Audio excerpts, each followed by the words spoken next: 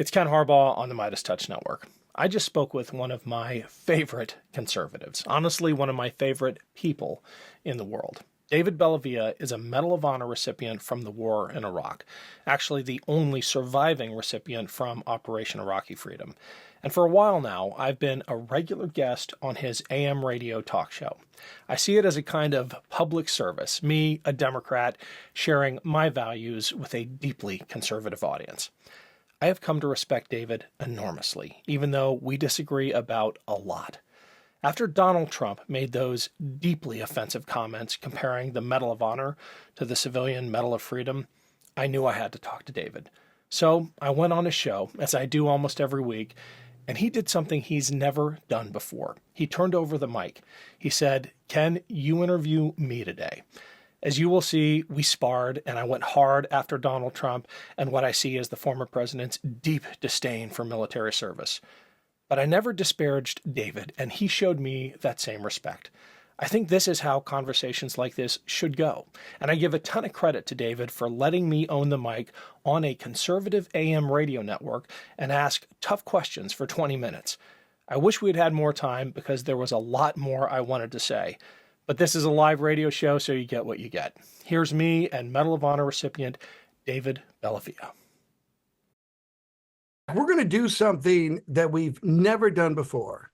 Ken Harbaugh normally joins us on Tuesdays. He hosts a podcast called Burn the Boats on the Midas Touch Network. He's also a producer of one of the most successful documentaries in the last year, Against All Enemies. You've heard him on the show before.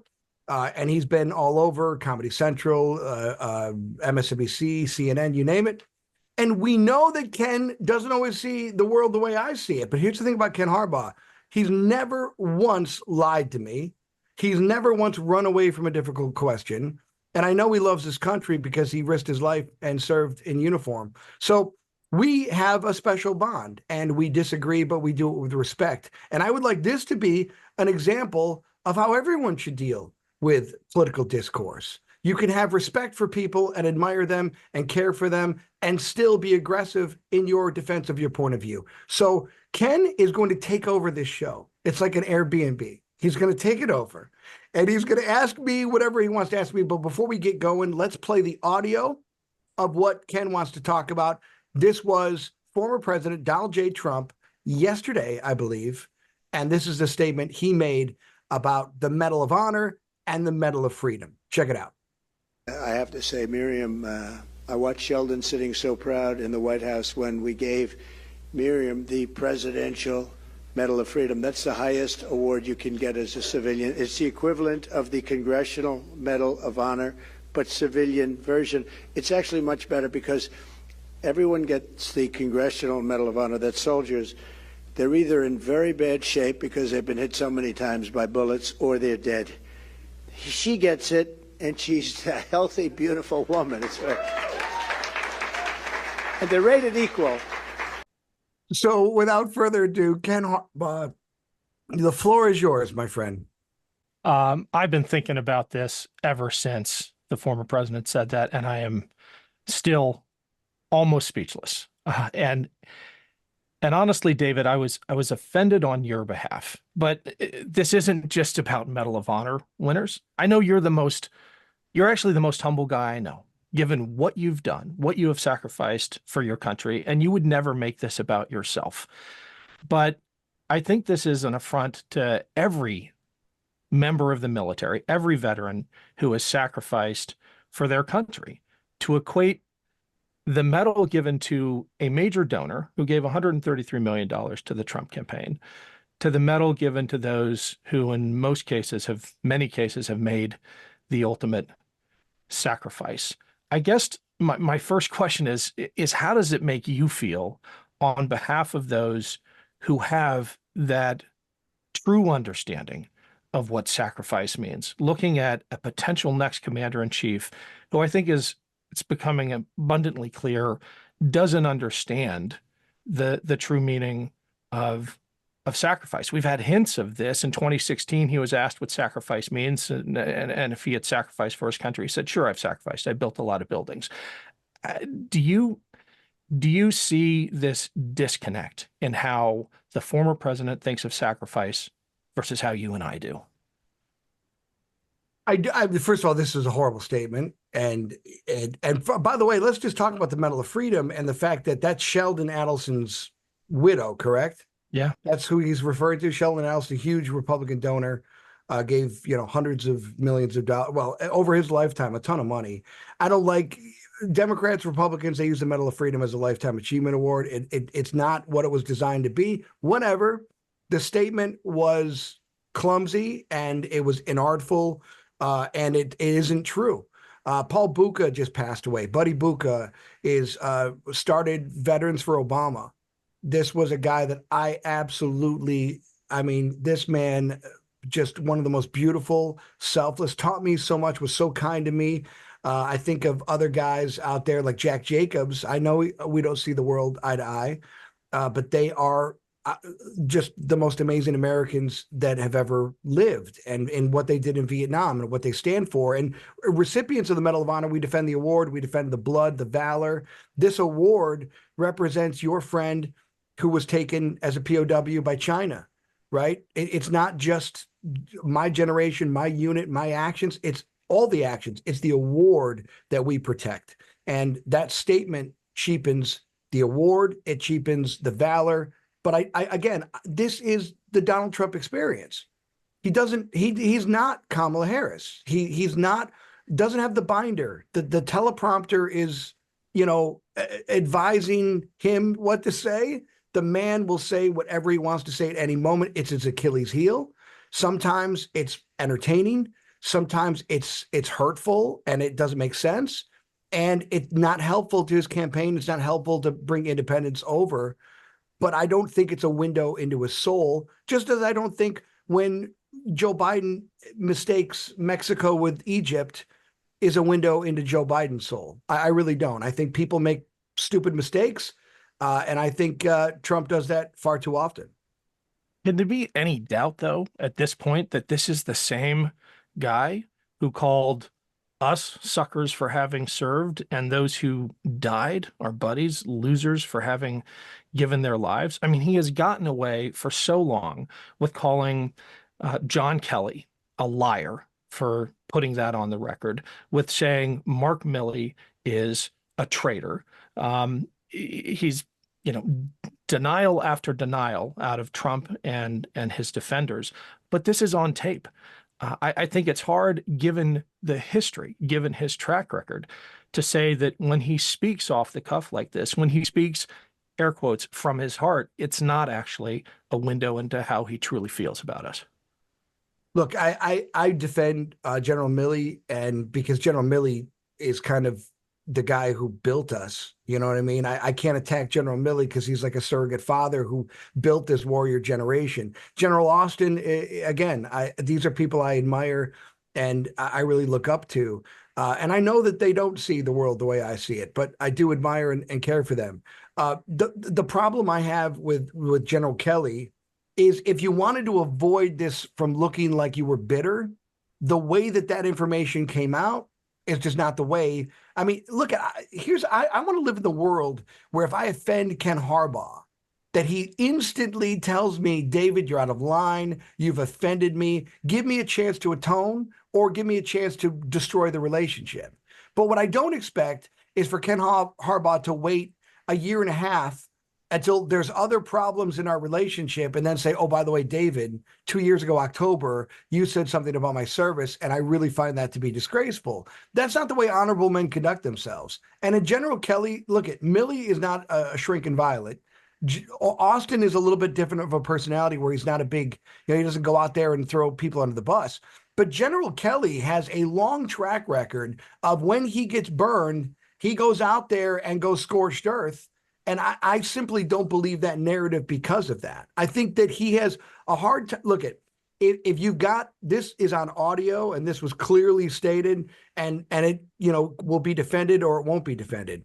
But a statement that's made at the World War I cemetery in France, that these guys are suckers, I simply don't believe that. Or if it was said, I believe it was said out of context. I've had too many one-on-ones with President Trump, And President Obama and President Clinton, I don't believe that President Obama has disdain in his heart for people that serve. But I do believe he treated Iraq veterans in the Iraq War very disrespectfully. But I don't think that he in his heart hates us. I don't believe that George W. Bush has disdain for veterans. And yet the way he conducted Iraq, I think there are a lot of flaws to that. I could tell you that Donald J. Trump, as a man and as a president, does not hold those feelings to be true because his actions don't dictate that. I think Trump is more libertarian than he is conservative. I don't think he wants war. I don't think he wants to have conflict. And I think that is in juxtaposition. And I also think he thinks he's smarter than generals. I think that's abundantly clear that he thinks he's a smarter person than the person adjudicating a war. Is that good? Is that bad? I'll tell you, it's not helping him in a race like this where Harris is trending. I'm glad General Milley still carries weight with you, because he said that after a severely wounded vet sang the national anthem at an event which he and Trump both attended, that Trump said he didn't want to see wounded vets again at events like that because they were embarrassing. They were shameful. And that, I think, gets to my larger point about the deeper understanding of what it means to sacrifice. And I think this comment about the Medal of Honor and the Medal of Freedom exposes that for the whole country to see, that in Trump's mind, giving $133 million to his campaign is a sacrifice tantamount, or in his words, even greater than giving your life. Do you really feel like he understands military sacrifice? I do. I've never done this before, but I trust you. And I trust that, you'll take this in the truth and integrity in which I'm sharing it. I had a personal conversation at a time when I was working with the Biden administration. Again, my award is approved by Obama, President Obama. Milley is all over that citation and an award, and I'm so they've honored me and done things that I'm humbled by and I'm appreciative of. My unit, all the men we lost. But I was talking to the Biden administration about why we're putting public service announcements for Tunnels to Towers, all these wounded warrior things after we have a Navy commercial or an Army commercial, and how difficult that is for parents to want to give us their sons and daughters to serve when all they see are these wounded guys that are having a difficulty getting around their home and in wheelchairs. And that conversation was told through a third and fourth party, and it was almost as if I was saying, I don't like wounded people. I don't want to hang out with wounded people. I don't want to talk to wounded people.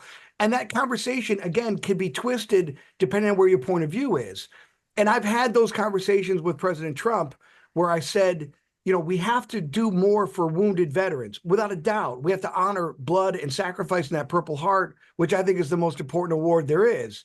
But at the same time, we don't want to put veterans on a pedestal that they're victims, because that doesn't help parents look at military service and say, look at Ken Harbaugh. I mean, there are a lot of guys that did what you did and didn't make it home. That's dangerous stuff. You're flying over enemy space. No one cares. No one's coming to get you. You get shot down. You have an engine problem. You're out there doing the Lord's work where no one wants to do it, on planes that we don't even talk about we own. And why would I want that story of Be Like Ken Harbaugh to be followed by a guy who lost his limbs to say the VA didn't give me a shower where I could clean myself with dignity? There's ways that we could fix the VA and tell that story, but we can't tell that story at the same time that we're saying serve the greatest military in the world because this is what's best for America. So that narrative can be hijacked depending on, I think the honor and the political slant of the person that's listening to it. What are you hearing from your buddies right now in the aftermath of this comment by the former president? Because go ahead. You know what they're saying. The same thing. It was a bad comment. It first of all fundamentally misunderstands what the Medal of Honor represents. You don't get it for a lifetime achievement. You're never interviewed on your story. The Army has never heard my story for the Medal of Honor. No one cares about your story. It's what other people saw, what other people witnessed. It goes through a background check like you've never seen before, with autopsies and witnesses and everything you can imagine. It's not the same as giving Kareem Abdul-Jabbar or Rush Limbaugh the Medal of Freedom. It just isn't. And the military understands that, and veterans understand that.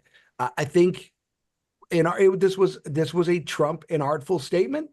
But again, I don't look. I see these two candidates, and it is a binary decision.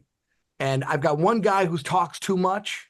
I got another candidate who isn't talking about anything. And there's real things that we need to know where Kamala Harris is and where Joe Biden is on their foreign policy, because I'm telling you, we can't endure another 4 years of playing footsie with Vladimir Putin. We can't endure another 4 years of telling Xi Jinping in Taiwan, you could do what you want. We might defend them. We might not. I've got a different statement from the State Department than I do the DOD on what we're doing in Taiwan. And God knows this Iran policy is an absolute disaster, and it has to change. So again, one candidate talks too much and the other one doesn't talk at all. Well, I'm glad you brought up Putin and playing footsie with him, because the contrast couldn't be clearer in my mind between an administration that is going to take him on and support things like the Kursk incursion, and a potential second Trump presidency, which would reinstate someone who called Putin's invasion brilliant and who said that Putin can do whatever the hell he wants if NATO doesn't pay its bills. I mean, that doesn't sound like standing up to a dictator in the defense of freedom that the world should expect of the globe's greatest democracy. Well, Ken, I would argue that Putin did whatever the hell he wanted because NATO didn't pay its bills. I mean, that is what happened. You've got, look, if you go back and look at the conversation that President Trump had with NATO allies about Nord Stream 1 and 2, and about why Germany and NATO allies are taking money from Russia, that money is what led to the invasion of Ukraine. There is no, tell me a time in modern history where someone has invaded a neighboring country and enriched themselves from it. There's no way that Russia should. We have oligarchs right now that we could be twisting. There are people that have repatriated money to the United States that should be locked up in a supermax in Colorado because of the way they attained their wealth in Russia. We could turn the screws on Vladimir Putin right now if we wanted to. We're not. It's a very schizophrenic message coming from the Biden administration. And furthermore, I believe in my heart that if you are going to address Putin as a member of NATO, if you're going to take out Nord Stream 2 and Nord Stream 1, say you did it. Send the message. Don't be afraid of it. Not only was it an ecological disaster, but also it's a very powerful message to say your oil is not for sale. No one's going to be able to buy it. We're not going to enrich thugs and oligarchs to do whatever they want in the world. So I do agree with again, inartful, probably not, the most, it's a clumsy statement to make. But if you want to, I will defend every day Donald Trump's stance on NATO when it comes to pushing back against Russia. I don't think it's a coincidence that Ukraine happened on Joe Biden's watch. I think in the first 24 months of this administration, we fixed a lot of problems. I give Biden credit for addressing problems and fixing them. But the first 24 months of this administration, Tony Blinken and Jake Sullivan are not Mark Milley. They're not. And they don't understand how to fight. They don't understand to win. And how many times was Mark Milley told to shut up and sit down while the State Department handled things like Afghanistan, things like embassy evacuations? That's embarrassing. That sends a message of weakness. And I think Putin responded to that weakness. Are you worried at all about Trump's professed affinity for autocrats around the world, the way he talks about Kim Jong-un, the way he talks about Xi, and especially the way he talks about Putin, his admiration for people like Viktor Orban? I think that gives not just the national security establishment, but veterans a lot of pause thinking about what we did for democracy and the potential for undermining that by cozying up to dictators.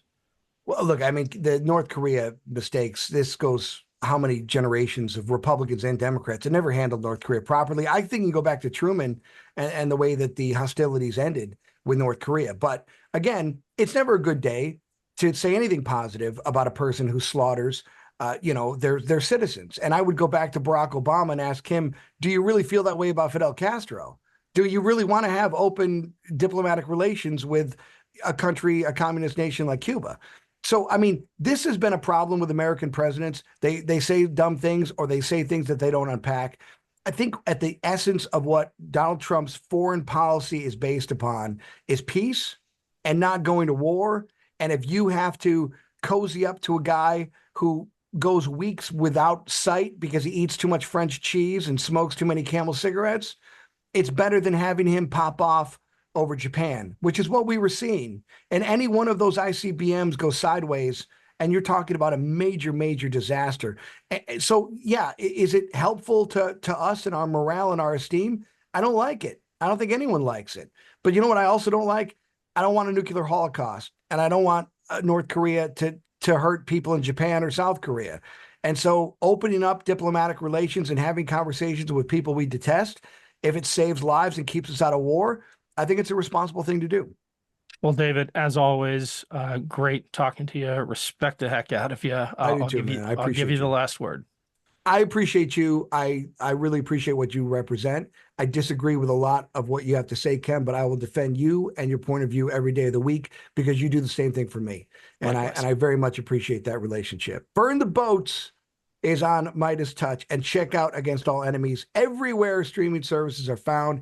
Never done this before, Ken, and I like that. I think we'll do it again. Let's do it. Thanks, David. Ken Harbaugh, Burn the Boats is the podcast. We'll be back right after this break. As you heard, David and I disagree about a lot. I do think that Donald Trump, with his history of disparaging remarks about veterans, does not value our service. And I, for one, am far more inclined to believe General John Kelly's account of Trump calling us suckers and losers than I am the former president who can barely talk without lying. But I'm going to keep talking to David, and I'm going to keep going on his show and talking to his audience. Because if we're ever going to recover from the bitterness of the Trump years, which I believe are coming to an end, it's going to be with conversations like this. Thanks.